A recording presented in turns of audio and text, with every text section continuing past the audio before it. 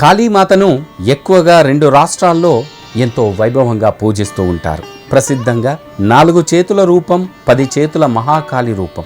ఆమె 2 రూపాల్లో నలుపు రంగులో ఉన్నట్టు వర్ణించబడతాయి. కానీ ప్రసిద్ధ భారతీయ కళలో చాలా తరచుగా నీలం రంగులో ఆ అమ్మవారిని చిత్రీకరించారు.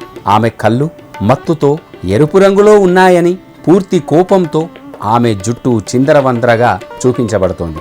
చిన్న కోరలు కొన్నిసార్లు ఆమె నోటి నుండి బయటకు వస్తాయి కూడా. ఆమె నాలుక ఎర్రగా ఊగిపోతుంది. 10 చేతుల మహాకాళి రూపంలో ఆమెను నీలిరంగు రాయిలా ప్రకాశిస్తున్నట్టు ఆ అమ్మవారి రూపం మనకు అగుపిస్తూ ఉంటుంది. ఆమెకు 10 ముఖాలు, 10 పాదాలు, 3 కళ్ళు ఉంటాయి. ఆమె అన్ని అవయవాలపై అలంకరించబడిన ఆభరణాలు కూడా కనబడతాయి. శివుడితో ఆమెకు ఎటువంటి సంబంధం లేదు. కాళికా పురాణం ఆ కాళీని ప్రశాంతమైన నల్లని రంగు కలిగి పరిపూర్ణ సౌందర్యవతిగా సింహంపై స్వారీ చేసేది. 4 చేతులు కలిగి కత్తి మరియు నీలి కమలాలను పట్టుకున్నట్టుగా ఆ అమ్మవారి రూపం మనకు అగుపిస్తూ ఉంటుంది. ఆ తల్లి యొక్క జుట్టు అదుపు లేకుండా శరీరం దృఢంగా మరియు యవ్వనంగా కూడా ఆ అమ్మవారి రూపం మనకు సాక్షాత్కరిస్తూ ఉంటుంది. భయంకరమైన రూపం ఉన్నప్పటికీ కాళీమాతను తరచుగా అన్ని హిందూ దేవతల్లో అత్యంత దయగల, అత్యంత ప్రేమగలదిగా ఆ అమ్మను భావించాలి, పూజించాలి. ఎందుకంటే ఆమె భక్తులు ఆమెను మొత్తం కూడా ఈ విశ్వానికే తల్లిగా భావించాలి. ఆమె భయంకరమైన రూపం కారణంగా ఆమెను తరచుగా గొప్ప రక్షకురాలిగా భక్తులందరూ కూడా నిత్యం కొలుచుకోవాలి. ఆ కాళీ యొక్క అత్యంత సాధారణ 4 ఆ సాయుధమైనటువంటి ప్రతి చేయి, వివిధ రకాల కత్తి, త్రిశూలం, తెగిపోయిన తల మరియు ఒక గిన్నె లేదా ఆ పుర్రె కప్పు కపాలం తెగిపోయిన తల నుండి రక్తాన్ని పట్టుకున్నట్టు మనకు అగుపిస్తూ ఉంటాయి. ఆమెకు మానవ తలలతో కూడిన దండ కూడా కలిగి ఉంటుంది. వీటిని 108 హిందూ మతంలో శుభ సంఖ్య మరియు జపమాల లేదా ఆ మంత్రాల యొక్క పునరావృత్తం కోసం జపమాలపై లెక్కించదగినదిగా ఆ పూసల సంఖ్య కూడా 108గా నిర్ణయించారు. 51 అని వివిధ రకాలుగా కూడా లెక్కిస్తారు. ఇది వర్ణమాల లేదా సంస్కృత వర్ణమాలగా మనం గ్రహించాలి. దేవనాగరి అక్షరాల దండను సూచిస్తుంది కూడా. హిందువులు సంస్కృతం చైతన్యానికి సంబంధించిన భాష అని కూడా నమ్మాలి.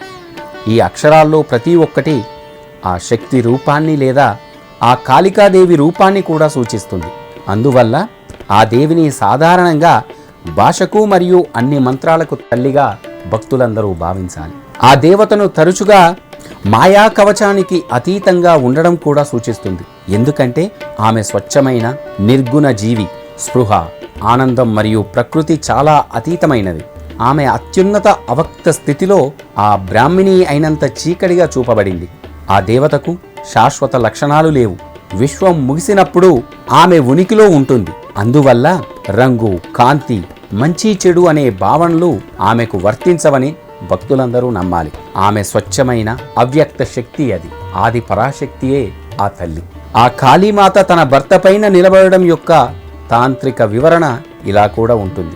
శివతత్వం ఆ శివునికి దైవిక చైతన్యం క్రియారహితంగా ఉంటుంది కూడా. అయితే శక్తితత్వం ఖాళీగా ఆ దైవిక శక్తి ఎంతో చురుకుగా ఉంటుంది. శివుడు మరియు కాళీ అని అన్ని పేర్లు కూడా రూపాలు మరియు వారికి చేసే కార్యకలాపాలకు అతీతమైన సంపూర్ణ స్వచ్ఛమైన చైతన్యాన్ని సూచిస్తాయి.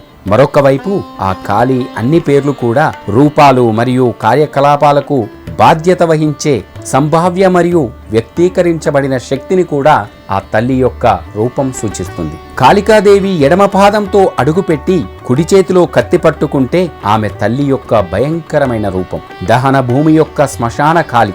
శ్మశాన భూమిలో ఆచరించే ఆధ్యాత్మిక క్రమశిక్షణ త్వరగా విజయాన్ని కూడా ఇస్తుందని భక్తులందరూ నమ్మే ఆ తాంత్రికులు కూడా, తంత్ర అనుచరులు ఆ తల్లిని పూజిస్తారు. రామకృష్ణ పరమహంస వారి భార్య అయిన శారదాదేవి దక్షిణేశ్వరు వద్ద శ్మశానంలో ఆ కాళీదేవిని పూజించిందంట. మరొక పురాణం ప్రకారం బాలశివుడు ఆ కాళీని శాంతింపజేస్తాడు.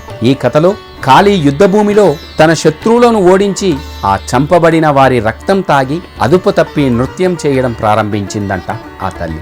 ఆమెను శాంతింపజేయడానికి, ప్రపంచ స్థిరత్వాన్ని కాపాడడానికి ఆ శివుడే యుద్ధభూమికి వచ్చాడు.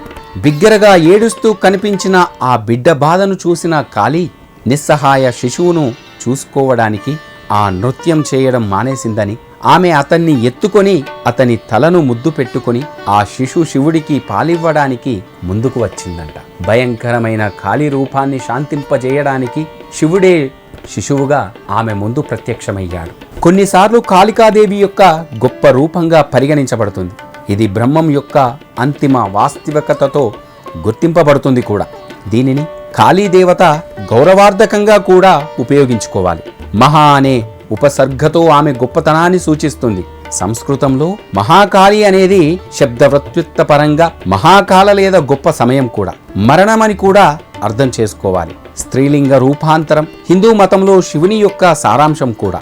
మహాకాళి రూపంలో 10 తలలు, 10 చేతులు మరియు 10 కాళ్ళు కలిగి ఉన్నట్టు ఆ దేవతను మనకు వివిధ ఆలయాల్లో, వివిధ ఫోటోలలో మనకు అగుపిస్తూ ఉంటుంది. ఆమె 10 చేతుల్లో ప్రతి ఒక్కటి వేరువేరుగా ఆయుధాలను కలిగి ఉంటుంది. ఆ ఆయుధాలన్నీ కూడా వేరువేరు కాలాలలో వేరువేరుగా మారుతూ ఉంటాయి. వీటిలో ప్రతి ఒక్కటి ఆ దేవతలలో, హిందూ దేవుళ్లలో ఒకరి శక్తిని సూచిస్తాయి కూడా. తరచుగా ఇచ్చినా గుర్తించే ఆయుధం లేదా ఆచార వస్తువుగా కూడా ఆ ఆయుధాలన్నీ కూడా మారుతూ ఉంటాయి. ఆ కాళికాదేవి తన కుడి పాదంతో శివుడిపై అడుగుపెట్టి ఎడమ చేతిలో కత్తి పట్టుకుంటే ఆమెను దక్షిణ కాళీగా పరిగణించాలి. దక్షిణ కాళీ ఆలయానికి జగన్నాథ ఆలయంలో ముఖ్యమైన మతపరమైన అనుబంధాలు కూడా ఉన్నాయి. దక్షిణ కాళీ ఆ జగన్నాథ ఆలయ వంటగదికి సంరక్షకురాలిగా కూడా ఉంటుందని మన పురాణాలు చెబుతున్నాయి. పురాణ సాంప్రదాయం ప్రకారం పూరిలో ఆ జగన్నాథుణ్ణి దక్షిణ కాళీగా భావించాలి. సప్తపురి అమావాస్య నీతిలో దక్షిణ కాళీని దేవి ముఖ్యమైన పాత్ర కూడా పోషిస్తూ ఉంటుంది. ఒక దక్షిణ భారత సాంప్రదాయం శివుడు కాళీ మధ్య ఒక నృత్య పోటీ గురించి చెబుతుంది కూడా. శుంభ మరియు నిశుంభ అనే 2 రాక్షసులను ఓడించిన తరువాత ఆ కాళికాదేవి తిరువాలగడు అడవిలో నివాసం ఉంటుందంట. ఆమె తన ఉగ్రమైన విధ్వంసక స్వభావంతో ఆ చుట్టుపక్కల ప్రాంతాన్ని భయభ్రాంతులకు గురి చేస్తుంది. శివభక్తుల్లో ఒకరు తపస్సు చేస్తున్నప్పుడు పరధ్యానంలో పడి అడవి నుండి వినాశకరమైన దేవతను తొలగించమని ఆ శివుణ్ణి అడిగారంట ఆ మునీశ్వరులు. దక్షిణ కాళీగా ఆమె అత్యంత ప్రసిద్ధమైన భంగిమలో ఆ యుద్ధభూమిలో తన బాధితుల రక్తం తాగి ఆ మత్తులో ఉన్న కాళీ విధ్వంసకర ఉన్మాదంతో నృత్యం చేస్తుందని ప్రసిద్ధి కూడా. ఇతిహాసాలు కూడా అవే చెబుతాయి. ఆమె మొత్తం విశ్వాన్ని నాశనం చేయబోతుండగా అందరి దేవతల కోరిక మేరకు శివుడు ఆమెను ఆపడానికి ఆమె దారిలో పడుకున్నాడు. ఆమె కోపంలో యుద్ధభూమిలో శవాల మధ్య పడి ఉన్న శివుని శరీరం చూడలేక అతని ఛాతిపై అడుగుపెట్టింది. శివుడు తన కాళ్ళ కింద పడుకున్నాడని గ్రహించి ఆమె కోపం కాస్త శాంతించి ఆమె తన కోపాన్ని చల్లబరుచుకుందని కూడా మన పురాణాలు చెబుతున్నాయి. ఆధ్యాత్మికమైన ఆ కాళీమాతను నవరాత్రుల వేళల్లో భక్తులందరూ భక్తి శ్రద్ధలతో ఆ అమ్మవారిని కొలుచుకొని సకల శుభాలను పొందుదాం. ఓం శ్రీమాత్రే నమః.